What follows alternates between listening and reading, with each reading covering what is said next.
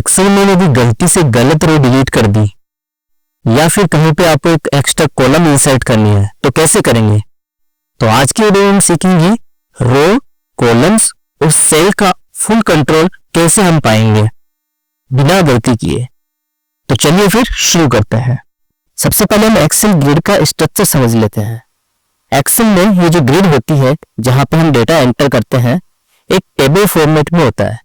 इसमें कुछ रोज होती है और कॉलम्स होती है। रो और कॉलम्स ये सब मिला के हमको एक ग्रिड बनाती है और एक टेबल फॉर्मेट में इसका स्ट्रक्चर होता है। इसमें कॉलम हेडिंग्स होती है ए बी सी ऐसे करके अल्फाबेटिकली होती है। टोटल जो कॉलम्स होती है एक सेल में एक वर्कशीट में टोटल कॉलम्स होती है 16384। मैक्सिमम इतनी कॉलम्स एक शीट में होती है। और ये 1 2 3 4 5 ये होती है रोज। और total rows number of rows maximum number of rows in a single sheet in Excel is 1048576। ये कभी कभी आपसे इंटरव्यू में या एग्जाम में पूछ लिया जाते हैं क्वेश्चन कि मैक्सिमम नंबर ऑफ कॉलम्स कितनी है और मैक्सिमम नंबर ऑफ रोज कितनी है in Excel in a sheet. Cell क्या होता है? सेल एक छोटा सा बॉक्स होता है, जैसे ये हो गया, एक छोटा सा बॉक्स होता है जहां पे रो और कॉलम इंटरसेक्ट करते हैं। आप कहीं भी देखेंगे, आप यहाँ पे भी आप सेलेक्ट करेंगे तो यहाँ पे ये बी कॉलम और रो नंबर 3 दोनों इंटरसेक्ट कर रहे हैं, ये होता है सेल। तो हर सेल का एक यूनिक एड्रेस होता है। जैसे इसका B3 है, आप देखेंगे नेम बॉक्स में दिख रहा है B3, वैसे ही इसका A2 है, A2 आप देखेंगे नेम बॉक्स में। तो ऐसे हर सेल का एक एड्रेस होता है। अभी हम सीखेंगे सिलेक्शन कैसे करें, रोज कॉलम्स और सेल को सिलेक्ट कैसे करें। सिंगल सेल हमको सिलेक्ट करना हो तो बहुत सिंपल है, उस पर क्लिक करें हम। जैसे इसको सिलेक्ट करना है, इस पर क्लिक किया हमने, इस पे सिलेक्ट करना है, इसको क्लिक किया। ऐसे हम जस्ट क्लिक करके सिंगल सेल को सिलेक्ट कर सकते हैं। लेकिन यदि हमें पूरी कॉलम सिलेक्ट करनी हो, लेट्स से मुझे बी पूरी कॉलम सिलेक्ट करनी है, तो उसके लिए हम क्या करेंगे? उसके लिए हम जो हेडर है, कॉलम हेडर है, आप जैसे यहाँ पे आएंगे आपको डाउन एरो का एक साइन मिल जाएगा आपको।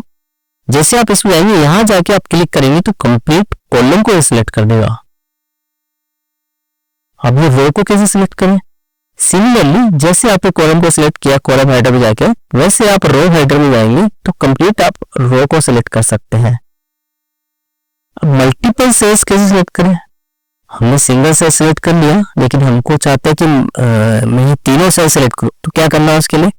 आप यहाँ क्लिक करेंगे और माउस ड्रैग करते हुए जहां जहां आपको सिलेक्ट करना है वहां वहां आप माउस ले जाएंगे। एक तो ये तरीका है। दूसरा तरीका क्या है? आप शिफ्ट के साथ एरो की प्रेस करेंगे। शिफ्ट के साथ डाउन एरो करेंगे तो नीचे जाएगा, शिफ्ट के साथ राइट एरो करेंगे तो राइट जाएगा। तो शिफ्ट के साथ आप एरो की प्रेस करेंगे तो भी ये मल्टीपल सेल्स को सिलेक्ट कर पाएंगे आप। और मल्टीपल कॉलम्स को या फिर मल्टीपल रोज को आपको सिलेक्ट करना हो तो आप क्या करेंगे? लेट्स से मैंने ये सिलेक्ट किया, अब मैं दूसरे पे जाता हूं तो वो अनसिलेक्ट हो जाता है। बी जो हमने सिलेक्ट किया था वो अनसिलेक्ट होकर बी को सिलेक्ट होता है। मैं चाहता हूँ कि दोनों सिलेक्टेड रहे, तो उसके लिए हम क्या करें? उसके लिए लेट्स से मैंने एक को सिलेक्ट किया, अब मैं कंट्रोल प्रेस करूंगा कीबोर्ड पे, कंट्रोल प्रेस करके उसके प्रेस करके रखूंगा और डी पे क्लिक करूंगा तो आप देखेंगे बी और डी दोनों सिलेक्ट हो गए। इसका मतलब मल्टीपल कॉलम्स हमको सिलेक्ट करनी हो तो हम कंट्रोल के साथ करेंगे।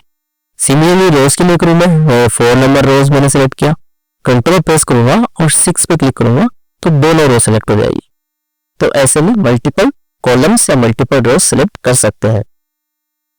अभी मुझे कंप्लीट यदि वर्कशीट सिलेक्ट करनी हो, इसमें जितने भी रोज कॉलम से सारे सिलेक्ट हो जाए, तो उसके लिए हम क्या करेंगे? एक तो तरीका है कंट्रोल के साथ ए प्रेस करें, कंट्रोल ए, आप देखिए कंप्लीट जो शीट है वो सिलेक्ट हो गई।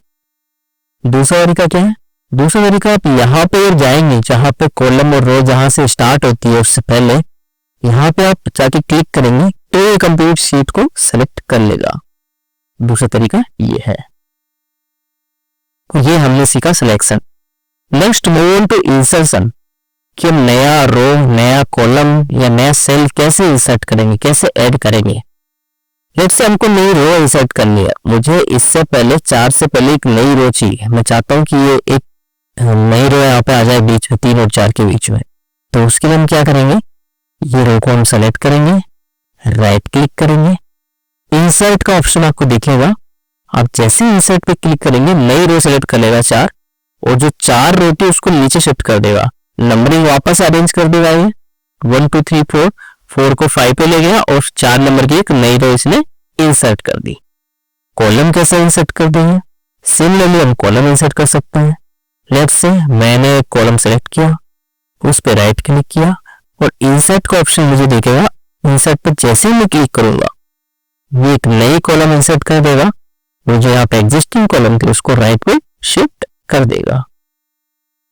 अब एक नया सेल शिफ्ट करना हो, नया सेल इंसर्ट करना हो, तो उसके लिए हम क्या करेंगे, उसके लिए हम जहां पे नया सेल हमको चाहिए, लेट्स से हमको यहाँ पे E5 की जगह हमें नया सेल चाहिए, यहाँ पे मैं करूंगा राइट क्लिक करके यदि मैं इंसर्ट करूंगा तो आप देखिए इंसर्ट करते ही ये ऑप्शंस देगा आपको कि आपके जो एग्जिस्टिंग सेल्स है उनको आप किधर शिफ्ट करोगे।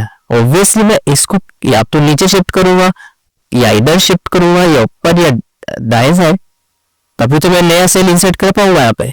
तो ये पूछेगा कि आपको किधर इंसर्ट करना है, कि किधर शिफ्ट करना है।